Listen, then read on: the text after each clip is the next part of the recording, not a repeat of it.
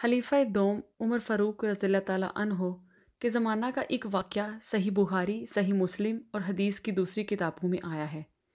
अबू सईद हदरी कहते हैं कि मदीना में अबू मूसा अशरी एक बार उमर फ़ारूक से मिलने के लिए उनके घर गए। दरवाज़े पर खड़े होकर उन्होंने कहा कि आप पर सलामती हो, ये अबू मूसा अल अशरी है। इस तरह उन्होंने 3 बार कहा, मगर उन्हें अंदर से कोई जवाब नहीं मिला। उसके बाद वो वापस चले गए। हज़रत उमर गालिबन किसी काम में मशगूल थे, फौरी तौर पर जवाब न दे सके। बात को जब उन्हें मालूम हुआ कि अबू मूसा अल अशरी वापस चले गए, तो अगले दिन हज़रत उमर ने उनको बुलवाया और पूछा कि तुम वापस क्यों चले गए। उन्होंने जवाब दिया कि मैंने रसूलुल्लाह सल्लल्लाहु अलैहि वसल्लम को ये कहते हुए सुना है कि तुम में से कोई शख्स जब किसी के घर में दाखिल होने के लिए 3 बार इजाज़त मांगे और फिर भी उसको साहब मकान की तरफ से इजाज़त ना मिले, तो इसके बाद वो वापस चला जाए। हज़रत उमर रज़ियल्लाहु ताला अन्हो ने अबू मूसा अल अशरी रज़ियल्लाहु ताला अन्हो से कहा कि इस कौले रसूल पर तुम गवाह पेश करो, वरना मैं तुमको सज़ा दूंगा। रावी कहते हैं कि मैं इंसारी के मजलिसों में से एक मजलिस में था कि वहाँ अबू मूसा अल अशरी आए। वो घबराए हुए मालूम होते थे।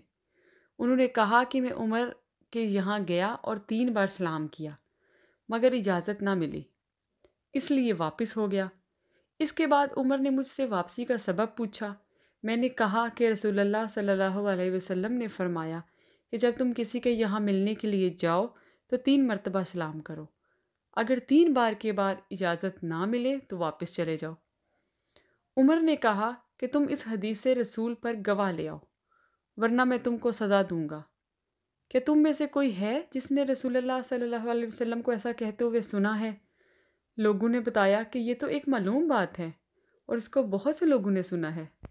फिर अबुल सईद उल हदरी उठकर उनके साथ रवाना हुए और हज़रत उमर के पास पहुंचकर इस कौले रसूल की तस्दीक की। इसके बाद हज़रत उमर ने अपना हुक्म वापस ले लिया और कहा कि बाज़ार की मशगूलियत ने मुझे इस मसला से गाफिल रखा। हज़रत अबी बिन काब को ये वाक़या मालूम हुआ तो उन्होंने हज़रत उमर से कहा कि ए उमर, तुम रसूलुल्लाह सल्लल्लाहु अलैहि वसल्लम के असहाब पर अज़ाब न बनो। उन्होंने जवाब दिया कि सुबहान अल्लाह, मैंने तो एक बात सुनी, फिर मैंने चाहा कि इसकी हकीकत मालूम करूं। इस रिवायत से कई बातें मालूम होती हैं। एक ये कि अगर कोई शख्स किसी से मिलने के लिए जाए और साहिब मकान इस वक्त इसको मुलाकात का वक्त ना दे, तो इस पर जाने वाले के लिए दिल में मलाल नहीं आना चाहिए।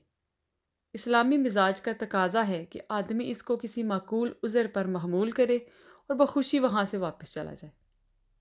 दूसरी बात ये मालूम हुई कि आदमी अगर गलत फहमी की बिना पर किसी के बारे में एक गैर वाकई राय कायम कर ले, तो इस पर लाजिम है कि मामला की वजाहत के बाद वह फ़ौरन अपनी गलती का एतराफ़ करे। मामला की वजाहत के बाद अपनी साबका राय पर कायम रहना मोमन का तरीका नहीं। तीसरी बात जो इस वाक़ये से मालूम होती है वो ये कि अगर कोई शख्स दूसरे शख्स के ऊपर तनकीद करे, तो हाँ ये तनकीद कितने ही सख्त अल्फाज में हो, ज़ेर तनकीद शख्स को इसे बुरा नहीं मानना चाहिए।